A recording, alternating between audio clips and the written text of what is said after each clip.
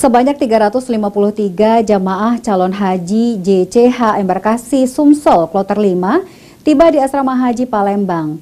Jemaah Kloter 5 merupakan gabungan dari JCH Palembang gabungan dari JCH Palembang, Oku Timur, dan Ogan Ilir.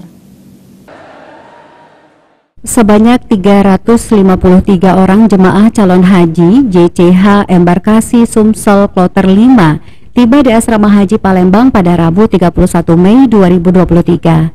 Jemaah Kloter 5 merupakan gabungan dari JCH Palembang, Oku Timur, dan Ogan Ilir.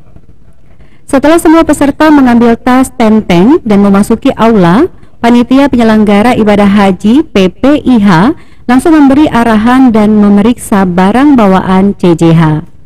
Jemaah haji juga tidak diizinkan membawa power bank di dalam koper karena termasuk barang mudah meledak yang ditakutkan akan mengganggu penerbangan. Menurut Kudus, Humas Kanwil Kemenak Sumsel, JCH Kloter 5 tidak ada perubahan dari pihak bandara akan bertolak ke Tanah Suci pada malam ini. Jadi baik, hari ini Embarkasi Palembang menerima jamaah calon haji Kloter 5. Kloter 5 ini jamaah dari Oku Timur, dari Ogan Ilir, dan dari Kota Palembang. Kota Palembang.